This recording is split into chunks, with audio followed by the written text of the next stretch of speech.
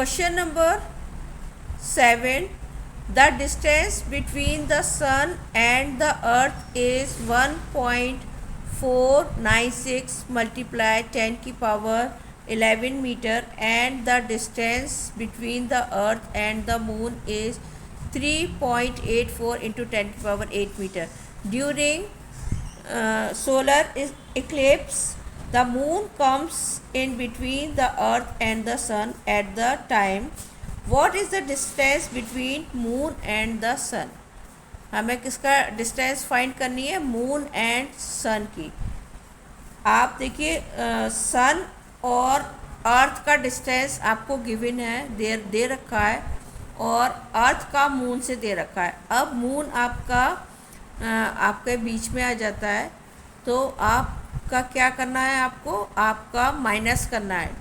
Minus करेंगे, subtract करेंगे. आप मून और अर्थ का माइनस कर दीजिए, तो आपका जो मून की और सन का दोनों का डिस्टेंस है वो आपका आ जाएगा. तो इस तरह से मैंने एक डायग्राम भी बनाया है.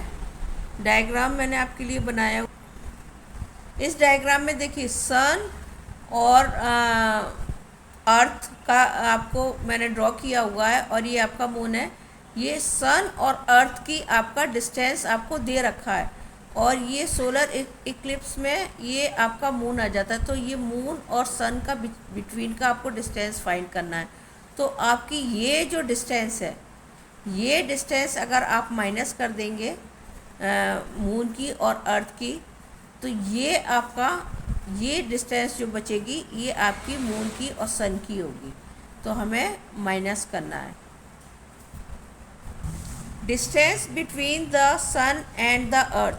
सन और अर्थ का डिस्टेंस हमने लिख लिया है 1.496 इंटू 10 की power 11. Distance between the earth and the moon 3.84 into 10 की पावर 8 मीटर. डिस्टेंस बिटवीन के लिए हमें मून और सन के लिए हमें क्या करना है? माइनस करना है.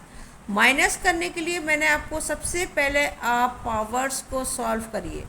पावर सॉल्व करेंगे तो आपका आंसर इजीली निकल आएगा, क्योंकि नंबर को तो आप इजीली सॉल्व कर सकते हैं, लेकिन हमें पावर्स पर हमें ध्यान देना है कि हम किस तरह से इनको सॉल्व करें.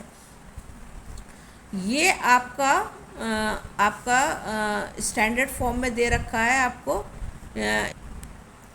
ये आपको स्टैंडर्ड फॉर्म में दे रखा है. हम क्या करेंगे? इसको यूजुअल फॉर्म में बना लेंगे.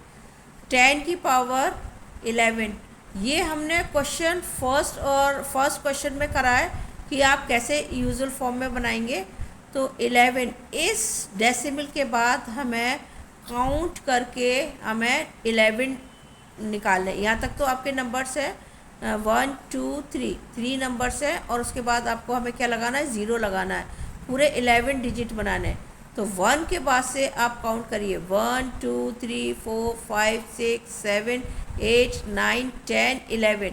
1 को छोड़कर आपके 11 ये हमारे आप डिजिट मिल जाते हैं. 0 लगाएंगे. एंड सेम हम यहाँ पर ऐसे ही करेंगे. ये 2 तो है आपको, तो हमें क्या 6 0 लगाने. तो इसको मिला के 1 2 2 आपके डिजिट ये हैं, और बाकी 2 3 4 5 6 7 8. ये 8 आपके यूजुअल फॉर्म, स्टैंडर्ड फॉर्म से हमने क्या करा? यूजुअल फॉर्म में बना लिया, ताकि माइनस करने में हमें इजी हो. तो हमने माइनस करा, और माइनस करके आपका ये आंसर आया. और इस आंसर को हमें स्टैंडर्ड फॉर्म में लिखना है. वो तो आपको पता है, स्टैंडर्ड फॉर्म में आप लिख लेंगे. एक के बाद आप डेसिमल लगा दीजिए 1 डिजिट के बाद, और बाकी जितने 1 के बाद जितने भी आपके डिजिट होते हैं उसकी आप पावर लगा दीजिए. तो 1 के बाद आपने डेसिमल लगा लिया, और 4 9 2 1 ये तो आई 6 तक तो आप यहाँ लिखोगे, और ज़ीरोज़ नहीं लिखने होते. और बाकी आपके 1 2 3 4 5 6 7 8 9 10 11 आपका 11 आपके आते हैं. तो इंटू 10 की पावर 11. ये इस तरह से आप इजी है, डिफ़िकल्ट नहीं है.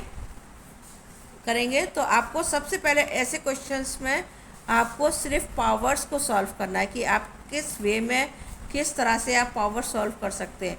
एक मेथड और है इसको सॉल्व करने का, लेकिन उसमें आपकी पावर 10 की पावर 8 आएगी, क्योंकि हमें ये देखिए 8 लिखा है, तो हम कॉमन लेंगे इसको। 8 यहाँ से डेसिमल मूव करके हम 2 आपके 3 आपके डेसिमल के बाद डिजिट लगा लेंगे।